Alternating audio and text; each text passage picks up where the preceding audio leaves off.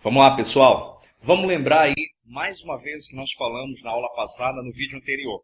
Olha só, eu disse para você que Portugal chega ao Brasil em 1500, porém somente em 1531 começa a exploração. E aí a gente finalizou dizendo justamente que o lucro obtido com a exploração das especiarias através do novo caminho para as Índias foi de 6.000%. Então, durante esse período, a gente vai observar o seguinte: Portugal não ligou para o Brasil. O Brasil ficou deixado de lado. E aí, enquanto Portugal deixou o Brasil de lado, isso levantou uma série de questões. Por exemplo, outros países estavam interessados aqui na nossa região, no nosso território. Que países são esses? Ora, eu posso citar para você aqui países como a Inglaterra. Eu posso citar para você países como a França e até mesmo países como a Holanda. Em outras palavras, hoje nós poderíamos estar falando em inglês. Exatamente. Yes. Oh my God. Poderíamos estar falando em inglês ou poderíamos estar falando em francês, né? Do francês eu só lembro o merci beaucoup e o bonjour, né? Então, poderíamos estar falando um desses idiomas, mas um detalhe interessante, dos três países, foi a França a que mais ficou aqui no nosso território, chegando até aqui ao norte, né? Ela veio ali também pela região do Nordeste e tudo mais. Mas o fato, queridos, é que como Portugal não se importava com o nosso território, porque estava tendo muito lucro com as especiarias, o que você vai ter? Os outros países começam a se interessar em querer vir para cá. Então era necessário criar um projeto. Que projeto? Um projeto que pudesse matar dois coelhos com uma cajadada só. Primeiro, ocupar o território e fazer aqui o Brasil gerar lucro. E que projeto vai ser esse? Exatamente a exploração da cana-de-açúcar. E aí, como eu falei no vídeo anterior, por que a cana-de-açúcar? Porque já existiam experiências anteriores nas Ilhas de Açores e na Ilha da Madeira. Só que não é só isso. Você tem um país com uma extensão muito grande como é o Brasil e era preciso também saber usar todo esse território. É nesse momento que começa a se formar ali a espinha dorsal do modelo de exploração que vai ser desenvolvido dentro da indústria do açúcar, que é o modelo tripé, né? Olha aqui, vou colocar aqui para você. Esse modelo tripé segue exatamente 3 passos, né? Você vai ter aqui, que é a exploração em grandes propriedades de terra,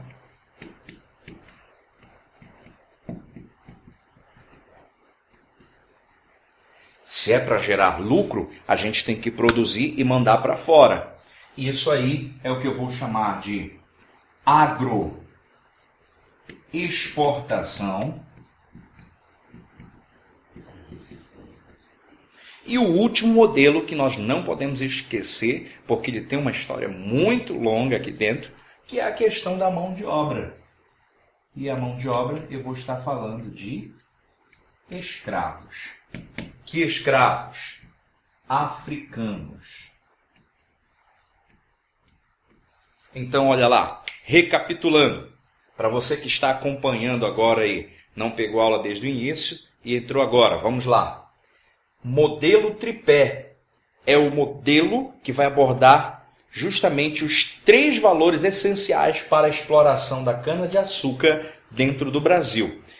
Você, ao explorar em grandes propriedades de terra, você faz a ocupação do território, porque o Brasil é um país de extensão continental, né? Tanto que foi dividido em capitanias hereditárias, 15 capitanias, dos quais apenas 2 deram certo, e principalmente por terem justamente trabalhado a questão da cana-de-açúcar, né?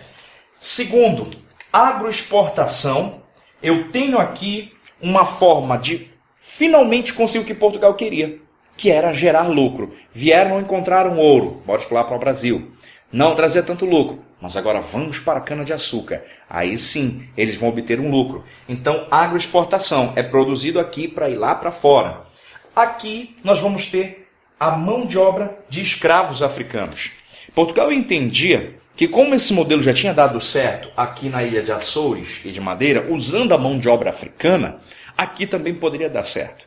Então, esses são os 3 passos que nós temos, tá? No modelo da grande propriedade de terra, você tem o processo da ocupação de terras.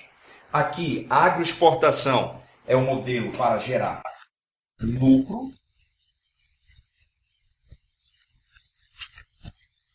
Se eu estou buscando lucro, eu não posso ter desperdício. Então, eu não posso contratar mão de obra livre assalariada.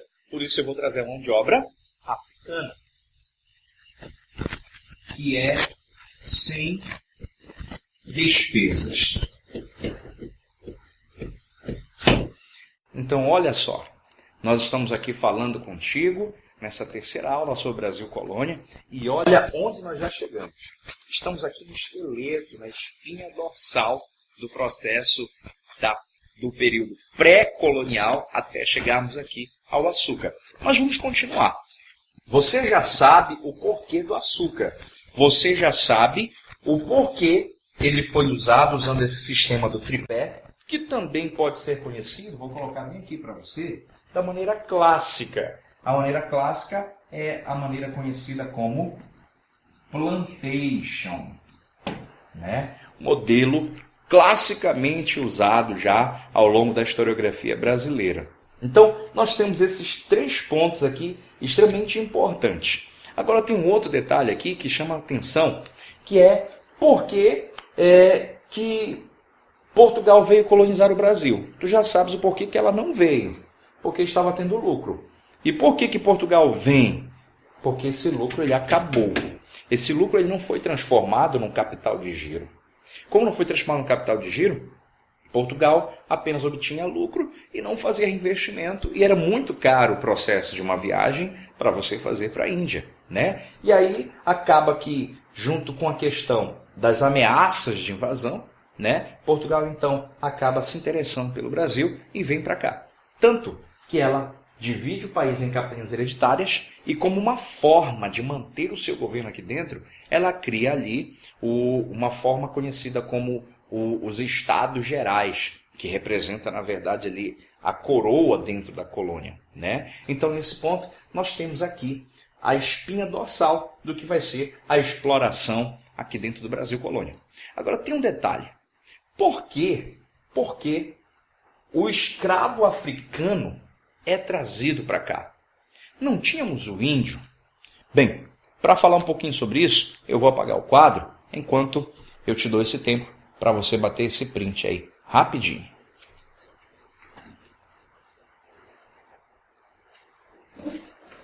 Vamos lá então, seguindo aqui a nossa aula.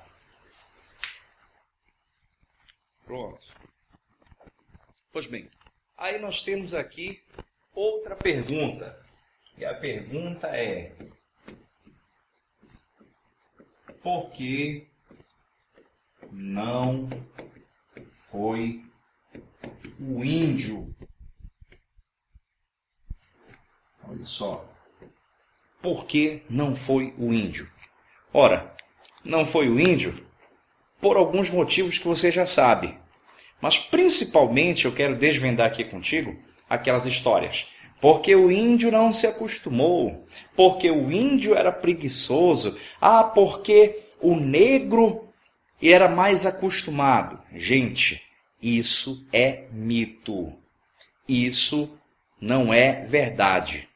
O índio não foi, na verdade, a mão de obra aqui da peça-chave dessa exploração por vários motivos. Só que hoje a gente está chegando ao final da nossa aula. Mas olha, semana que vem tem mais. Eu espero você aqui no canal Passado Moderno.